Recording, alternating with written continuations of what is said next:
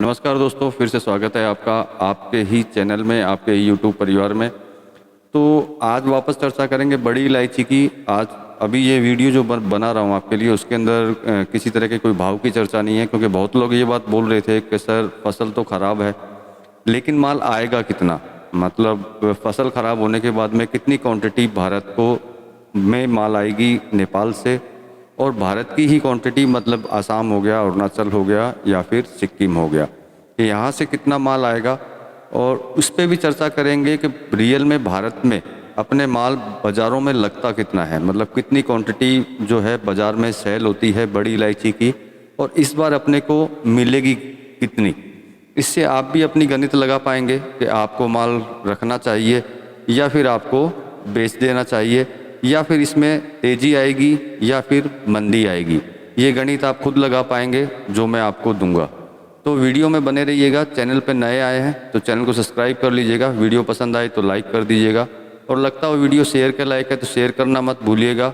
और कोई भी कमेंट क्वेश्चन करने से पहले चैनल को ज्वाइन ज़रूर कीजिएगा। चैनल को ज्वाइन करेंगे तो एक हिम्मत मिलेगी, एक सपोर्ट मिलेगा हमारे चैनल को। बाकी आपकी इच्छा है चैनल को ज्वाइन करें या ना करें।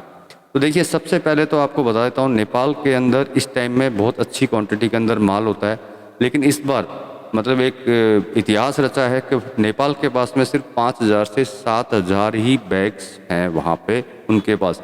मतलब ये इतिहास की बात है। और जो बड़ी इलायची का काम करते हैं, जो माल खरीदते हैं, उनको अच्छी तरह पता होगा कि बड़ी इलायची का बहुत अच्छा स्टॉक वहाँ पे इस टाइम में रहता है। लेकिन ये एक मतलब इतिहास रचा गया है ये लाइफ टाइम का, या मेरी लाइफ भी मान सकते हो कि जब से मैं देख रहा हूँ तब से इतना कम स्टॉक वहाँ कभी नहीं रहा। सिर्फ 5,000 से 7,000 बैग ही वहाँ पे हैं। अब सबसे बड़ी चीज़ ये है कि वो माल भी किसानों ने बेचने से इनकार कर दिया है और व्यापारियों से किसी तरह की भाव की बात नहीं कर रहे हैं। तो मतलब हम लोग जीरो हो गए।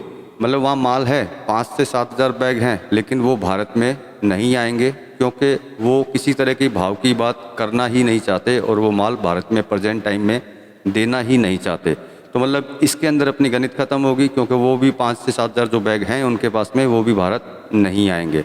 अब बात कर लेते हैं कि भाई वहाँ पे जो फसल जो होती है नेपाल में, या पिछले साल के उत्पादन के बारे में बात कर लेते हैं कि पिछले साल वहाँ उत्पादन हुआ कितना था। देखिए, पिछले साल की बात करते हैं तो समथिंग 1,30,000 बैग के करीब भारत में आए थे। लेकिन इस बार जो फसल की बात चल रही है तो बोलते हैं कि 50% के करीब फसल ख़राब है, जबकि है ज़्यादा। अपन यही मान लेते हैं कि 50% के करीब फसल ख़राब है।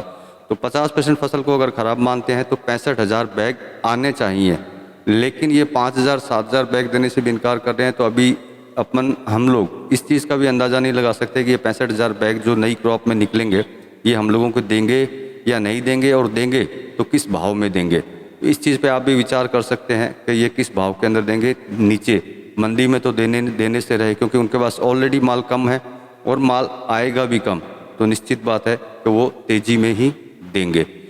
अब बात कर लेते हैं असम की, कि असम में जो है कितना माल अपने हम लोगों को मिलता है और इस बार माल है कितना।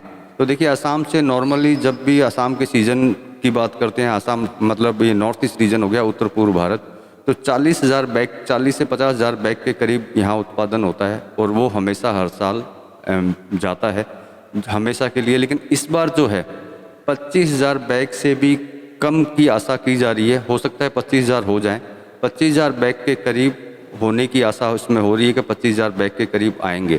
तो मतलब असम में भी घटत ही है, बढ़त नहीं है। असम में भी बैग कम है, मतलब माल कम है। सिक्किम की अगर बात करते हैं तो सिक्किम में भी ये बोला जा रहा है कि 10,000 बैग से ज़्यादा नहीं होगा, मतलब बहुत ही ज़्यादा घटत के अंदर है। मतलब 10,000 बैग से ज़्यादा वहाँ सिक्किम से भी अपने को नहीं मिल पाएगा। ये आंकड़े आप लिखते रहिएगा, क्योंकि बाद में आपको ये भी बताऊंगा कि भारत को माल चाहिए कितना, और कितना कितना खपत होता है बाज़ारों के अंदर ये माल, और कितना इनको हर महीने चाहिए होता है, पर ईयर कितना चाहिए होता है, ये भी बताऊंगा। आंकड़े आप लिखते रहिए। अब कुल मिलाकर बैग का जो उत्पादन भारत जो होगा, स्टॉक जो इंडिया में आज भी जो माल रखा हुआ है, तो मतलब कुल मिलाकर के यूँ मान सकते हैं कि 1,00,000 बैग के करीब का उत्पादन होगा। और भारत में समथिंग 60,000 बैग के करीब जो स्टॉकिस्ट हैं, जो बड़ी इलायची का काम करते हैं, उन सब ने अपने माल को बेचने के लिए अपना स्टॉक किया हुआ है। तो यूँ मान लेते हैं कि टोटल अपने पास बैग हुए 1,60,000 बैग अपने पास हो गए भारत के अंदर। जो नई क्रॉप आएगी उसको मिला करके जो माल पहले से स्टॉकिस्ट के पास में रखा हुआ है, जो बड़ी इलायची का काम करते हैं उनके पास में रखा हुआ है, कुल मिलाकर के 1,60,000 के करीब बैग हुए जो अपने भारत में नई फसल होने के बाद में आएंगे। अब सबसे बड़ी सोचने की बात यह है कि 56,000 बैग की कमी होगी जो भारत में खपत होने के लिए चाहिए होता है। तो अब ये 56,000 बैग की कमी कैसे हुई ये भी आपको बता देते हैं कि भारत में हर महीने 18,000 बैग के करीब की खपत होती है हर महीने बाज़ारों के अंदर। भारत का मतलब पूरे भारत के अंदर, किसी मंडी की बात नहीं कर रहा कि किसी एक मंडी के अंदर, सभी मंडियों को मिला करके समथिंग 18,000 बैग खपत होते हैं। अब 12 महीने की अगर बात करते हैं तो 2,16,000 बैग से भी ज़्यादा हो जाते हैं। तो आप माइनस कर सकते हैं कि अपने पास माल आएगा कितना और बैलेंस में बचेगा कितना। मतलब माइनस के अंदर, माइनस में 56,000 बैग अपने को और चाहिए। और ये जो कमी है, इस कमी का असर आप ऑलरेडी जुलाई में देख चुके हैं कि किस तरह से रेट अप एंड डाउन और कंटिन्यू बढ़ ही रहा है। तो जब इस साल इतना बैग आएगा तो अगले साल शायद इससे भी कम आएगा, क्योंकि जितना असर आपने इस महीने जून जुलाई के अंदर आपने जो देखा है वही उससे भी ज़्यादा असर इसका 2024 अप्रैल मई के अंदर आएगा, क्योंकि जितना माल आएगा उससे ज़्यादा की खपत भारत के अंदर रहेगी। तो आप सोच सकते हैं इसके अंदर कि ये तेज़ी में रहेगी या मंदी में रहेगी, आपको माल बेचना चाहिए या नहीं बेचना चाहिए।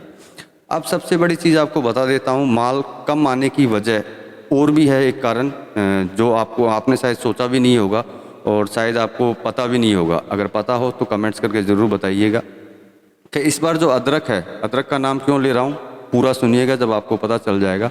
फ्रेश अदरक जो किसान जहाँ लगाते हैं वहीं पे ही बड़ी इलायची होती है, मतलब सेम टेम्परेचर के ऊपर, सेम जगह के ऊपर इलायची होती है। उत्तर पूर्व भारत में भी, नेपाल में भी, जहाँ इलायची वहीं अदरक। तो इस बार जो 15 रुपये 16 रुपये अदरक की जो रेट थी वो इस बार किसानों ने 150 से 200 रुपये के करीब में बेची है। मतलब कि उन्होंने बहुत अच्छा मुनाफा कमाया है। अब इसमें होने क्या वाला है, जो हमारा अंदाज़ा है, जो हमारी स्टडी के अंदर है, कि जिन लोगों ने अदरक से पैसा कमाया है वो इलायची के अंदर निवेश कर देंगे। निवेश कर देंगे मतलब कि जो अपने ही किसान भाइयों से माल खरीद के खुद स्टॉक कर लेंगे। तो अब अपन यहाँ पे भी मतलब अपने को माइनस मिला कि वो कितना माल अपने को बेचेंगे इसकी कोई गारंटी नहीं है, और बेचेंगे तो पूरा मुनाफा लेकर ही बेचेंगे। तो मतलब इसका मतलब ये हुआ कि ये तेज़ी जो है ये आगे बरकरार रहेगी, ये हमारा मानना है। बाकी आप अपना दिमाग भी लगा लीजिएगा। और उत्पादन जो है पहले से ऑलरेडी कितना कम है ये आप लोगों को पता है। फसल कैसी है इसके बारे में मैं 50 नहीं, जितने भी वीडियो जो भी वीडियो बनाए हैं मैं आपको ऑलरेडी डाल चुका हूं। और आगे भी कोई खबर आएगी तो 100% आपको उसके बारे में भी ज़रूर बताऊंगा। अब सबसे बड़ी बात यह है कि अब आपकी सोच है, आपको इस चीज़ से ये तो पता चल गया होगा आंकड़ों से कि कितना माल अपने पास आएगा और कितना भारत में इसका खपत होती है। तो अब देख लीजिए आपको इसमें निवेश करना चाहिए कि नहीं करना चाहिए, आपको माल को होल्ड करना चाहिए कि नहीं करना चाहिए। ये हमारी राय थी और हमारे पास जो आंकड़े आए हमने आपको बता दिए। अब निर्णय आपका है, मेरा निर्णय नहीं है। आप अपने हिसाब से काम कीजिए। मेरा काम है सिर्फ इन्फॉर्मेशन आप तक पहुंचाना और ये बताना कि हाँ कि इसमें तेज़ होगा या नहीं होगा। पूरी पुख्ता जानकारी आपको देते हैं। बाकी आप पे डिपेंड करता है कि आप इसमें निवेश करें कि ना करें, आप होल्ड करें या इसको सेल कर दें।